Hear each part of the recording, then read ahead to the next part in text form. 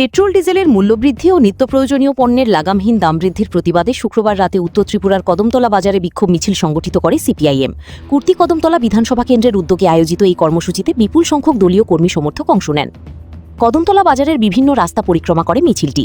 আইনশৃঙ্খলা বজায় রাখতে পুলিশ ও আধাসামরিক বাহিনী মোতায়েন ছিল। মিছিল শেষে সিপিআইএম নেতারা রাজ্যে আইনশৃঙ্খলার অবনতি, শিক্ষাক্ষেত্রে শিক্ষক সংকট এবং ক্রমবর্ধমান বেকারত্বের অভিযোগ তুলে বিজেপি সরকারের সমালোচনা করেন। সাধারণ মানুষের দাবি দাওয়া তুলে ধরতেই এই প্রতিবাদ কর্মসূচির আয়োজন করা হয়েছে বলে দলীয় নেতারা জানান। পুরো কর্মসূচি শান্তিপূর্ণভাবে সম্পন্ন হয়েছে। ভানুচন্দ্রের রিপোর্ট, আসাম প্রাইম নেটওয়ার্ক।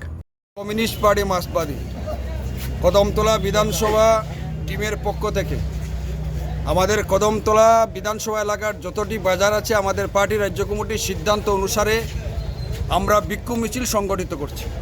আপনারা জানেন আমাদের রাজ্যে যে সরকার, এই সরকারের সময়ে মানুষ ভালো নেই। এ রাজ্যের মধ্যে এবং কেন্দ্রে বিজেপি সরকার আজকে বিশ্বে যে পেট্রোল ডিজেলের মূল্য বৃদ্ধি হচ্ছে না।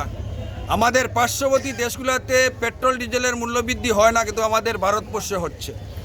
যে 5টা রাজ্যের নির্বাচন যাওয়ার পর 5 থেকে 6 বার পেট্রোল ডিজেলের মূল্য বৃদ্ধি করলেন আমাদের দেশের প্রধানমন্ত্রী। নাটকের মতো সাংবাদিক সম্মেলন করে বলছেন অযথা কেউ বাইরে যাবেন না, গাড়ি চালাবেন না, অযথা তেল খরচ করবেন না, এইভাবে বলে মানুষকে বোকামানোর চেষ্টা করছেন। আমাদের দাবি হচ্ছে, কেন বিশ্বের তো বাংলাদেশ, পাকিস্তান, শ্রীলঙ্কা থেকে শুরু করে আমাদের পার্শ্ববর্তী দেশে তো পেট্রোল ডিজেলের মূল্যবৃদ্ধি হয়নি, আমাদের দেশও কেন হবে? অবিলম্বে সেই পেট্রোল ডিজেলের মূল্যবৃদ্ধি রোধ করতে হবে। 5 রাজ্যের নির্বাচনের সময় আমরা দেখলাম এই নরেন্দ্র মোদী সাংবাদিক সম্মেলন করে বললেন আপনারা চিন্তা করবেন না, অনেক তেল আমাদের দেশে মজুদ আছে, কয়েক মাস যদি তেল বিদেশ থেকে না আসে আমাদের দেশের সমস্যা হবে না। আর নির্বাচনের পরেই পাল্টি মারলেন। আমরা দেখেছি দ্রব্যমূল্য বৃদ্ধি প্রতিদিন বাড়ছে, জিনিসপত্রের দাম প্রতিদিন বাড়ছে।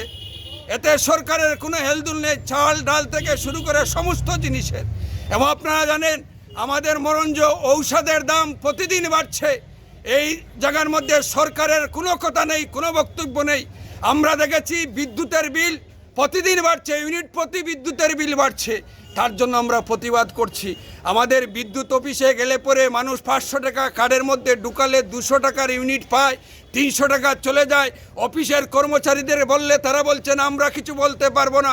ওই শিক্ষামন্ত্রীদের আপনাদের সাংবাদিকরা জিজ্ঞাসা করার পর এ রাজ্যের বিদ্যুৎ মন্ত্রী রতনলাল নাথ বলছেন উনিও কিছু জানেন না। এটা হতে পারে একটা রাজ্য সরকার বিদ্যুতের বিল প্রতিদিন বাড়ছে বলছেন উনিও জানেন না। তার জন্য আমরা প্রতিবাদ করছি। আমাদের রাজ্যে আপনারা জানেন আজকে বামপন্থ সরকারের সময়ে 1 থেকে 3 দিনের মধ্যে সমস্ত কর্মচারী রেগুলার এবং যারা অঙ্গনারী ওয়ার্কার, হেল্পার, যারা অনিয়মিত কর্মচারী থেকে শুরু করে সমস্ত কর্মচারীর 1 থেকে 3 তারিখের মধ্যে তার পাওনা বেতন ঢুকে যেত। তাদের কোনো চিন্তা ছিল না। আজকে এই বিজেপি সরকার আসার পর লম্বা লম্বা বক্তব্য দিয়েছিলেন আজকে আমাদের রাজ্যের অঙ্গনারীর ওয়ার্কাররা, হেল্পাররা এটা দূরে যাওয়ার দরকার নেই। কদমতলা সিডিপিও অফিসে সিডিপিও ভিতরে রেখে তারা তালা ঝুলিয়েছিলেন। তারা 3 মাস থেকে বেতন পাচ্ছেন না। এ থেকে বেশি লজ্জা এ রাজ্যের সরকারের আর কি হতে পারে? 3 মাস থেকে বেতন নেই, তারা ফিডিং বিলটা পাচ্ছেন না।